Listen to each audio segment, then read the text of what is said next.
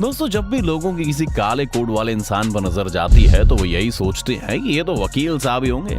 लेकिन ये जरूरी नहीं है कि काला कोट पहनने वाला हर इंसान वकील ही हो, क्योंकि ये काला कोट एक लॉयर भी पहन सकता है। अब आप सोच रहे होंगे कि लॉयर वकील तो एक ही चीज होती है, तो ऐसा बिल्कुल भी नहीं है, क्योंकि ये सब अलग पोस्ट है और इनके अलग अलग काम भी हैं। आज के हम इस वीडियो में जानते हैं कि एक लॉयर, वकील और बैरिस्टर में क्या अंतर होता है। वैसे तो लॉयर, एडवोकेट और बैरिस्टर तीनों ही कानून की अच्छी खासी समझ रखते हैं, लेकिन इनमें से दो कोर्ट में जाकर प्रैक्टिस कर सकते हैं और किसी केस को क्लाइंट की तरफ से लड़ भी सकते हैं। सबसे पहले जानते हैं कि लॉयर कौन होता है और क्या करता है। लॉयर वो होता है जिसके पास न सिर्फ LLB की डिग्री होती है, बल्कि वो इस फील्ड में कानूनी दाव पेच की अच्छी खासी समझ भी रखता है।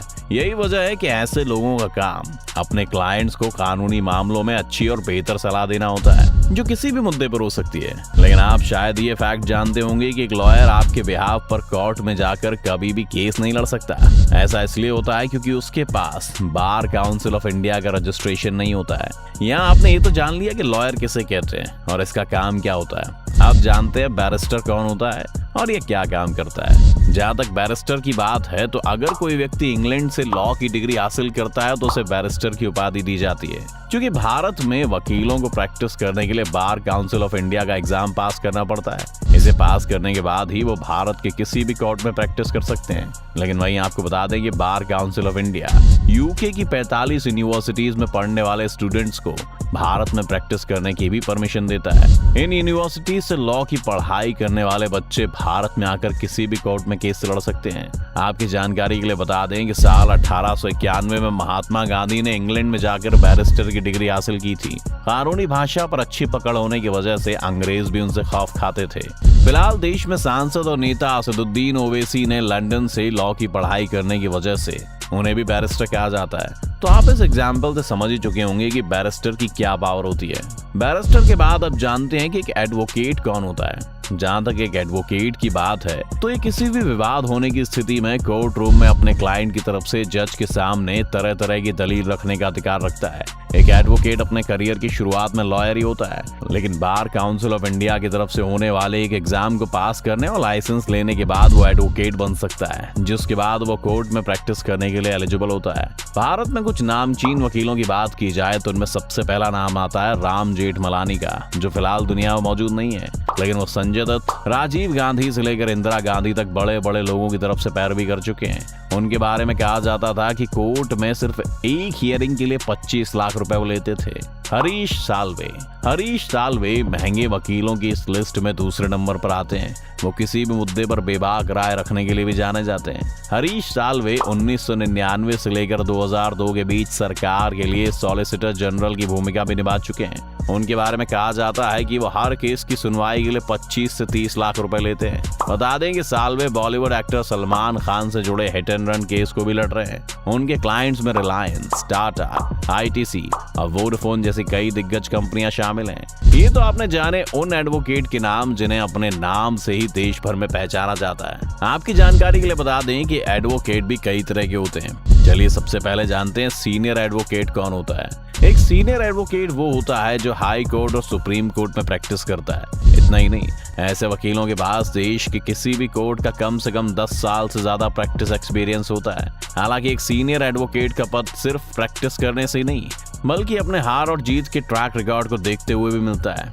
एक सीनियर एडवोकेट बनने के बाद कोर्ट में पहनने वाली यूनिफॉर्म से लेकर लड़ने वाले केस में मिलने वाली फीस तक सब कुछ बदल जाता है। कुल मिलाकर हम कह सकते हैं कि सीनियर एडवोकेट बनने के लिए किसी डिग्री की नहीं बल्कि एक्सपीरियंस की जरूरत होती है। बता दें कि कांग्रेस नेता कपिल सिब्बल भी आज सीनियर एडवोकेट की लिस्ट में शामिल हैं। आपने ये तो जान लिया कि सीनियर एडवोकेट क्या होता है। आप जानते हैं कि एडवोकेट ऑन रिकॉर्ड क्या होता है। क्या आप जानते हैं सुप्रीम कोर्ट में सिर्फ एक advocate on record he case file कर सकता है। जैसा कि हर कोर्ट के अपने अलग अलग नियम, कायदे और कानून होते हैं, उसी तरह सुप्रीम कोर्ट के भी कुछ रूल्स होते हैं जिन्हें सभी को फॉलो करना बहुत जरूरी होता है। क्योंकि सुप्रीम कोर्ट देश की सबसे बड़ी न्यायपालिका है, इसीलिए इसका समय बचाने और डेकोरम मेंटेन करने के लिए ऐसा किया जाता है। इसीलिए जो लोग पहले से एडवोकेट ऑन रिकॉर्ड में रजिस्टर होते हैं, केवल वही लोग सुप्रीम कोर्ट में केस फाइल कर सकते हैं। इससे जुड़ी एक और इंटरेस्टिंग बात आपको बताते चलें कि सिर्फ केस फाइल करने के लिए ही रेस्ट्रिक्शन होती है। वहीं जब केस फाइल हो जाता है तो इसके बाद कोर्ट में होने वाली बहस को एडवोकेट ऑन रिकॉर्ड के जूनियर भी कर सकते हैं।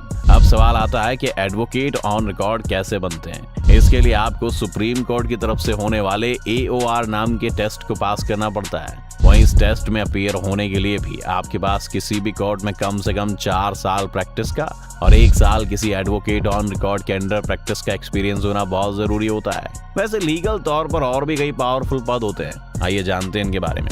सबसे पहले जानते हैं कि एडवोकेट जनरल किसे कहते हैं। एडवोकेट जनरल एक बहुत ही बड़ा पद होता है जिसे स्टेट के गवर्नर द्वारा नियुक्त किया जाता है। इस तरह संवैधानिक पद पर मौजूद इंसान यूं तो कई काम करता है, लेकिन उसका सबसे जरूरी काम सरकार को जरूरत पड़ने पर कानूनी राय देना और राज्य से किसी का भी विवाद होने की स्थिति में कोर्ट में जाकर अपना कानूनी पक्ष रखना होता है। इस तरह एक एडवोकेट जनरल स्टेट को कानूनी तौर पर रिप्रेजेंट करने का काम करता है, इसलिए उसे स्टेट का फर्स्ट लॉ ऑफिसर भी कहा जाता है।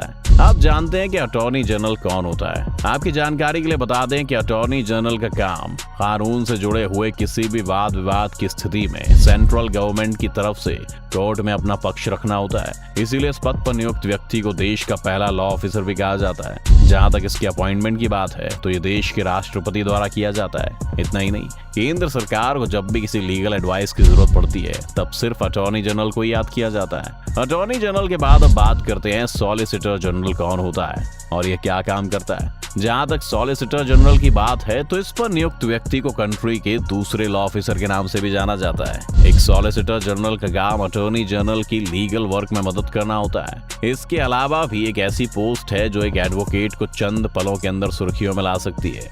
इसमें 2 तरह के ऑप्शन होते हैं, क्रिमिनल और सिविल। सबसे पहले बात करते हैं क्रिमिनल की। तो आपने देखा होगा कि जब दिल्ली में निर्भया के साथ एक शर्मनाक घटना को अंजाम दिया गया, तब न्याय दिलाने के लिए जिस वकील को विक्टिम की तरफ से कोर्ट में लड़ने के लिए केस दिया गया था उसे पब्लिक प्रोसिक्यूटर कहा जाता है। पब्लिक प्रोसिक्यूटर एक ऐसा वकील होता है जिसे क्रिमिनल केसेस में स्टेट की तरफ से केस लड़ने के लिए अपॉइंट किया जाता है। वहीं एक पब्लिक प्रोसिक्यूटर का काम तब शुरू होता है जब पुलिस अपनी इन्वेस्टिगेशन खत्म करने के बाद आरोपी के खिलाफ चार्जशीट दायर कर देती है। कानून में किसी इंसान के खिलाफ जब भी कोई क्राइम होता है तो ये मान लिया जाता है ये क्राइम सिर्फ इंसान के साथ ही नहीं बल्कि स्टेट के साथ भी हुआ है। ऐसे में जब कोई ऐसी सिचुएशन होती है कि वो खुद से अपना वकील अफोर्ड नहीं कर सकता, ऐसे में सरकार न्याय दिलाने के लिए कई बार अपनी तरफ से एडवोकेट नियुक्त करती है। तो दोस्तों, क्या आप भी इस वीडियो को देखने से पहले तक एडवोकेट और लॉयर को एक ही समझते थे? हमारे चैनल को सब्सक्राइब करने के बाद कमेंट करके जरूर बताएं।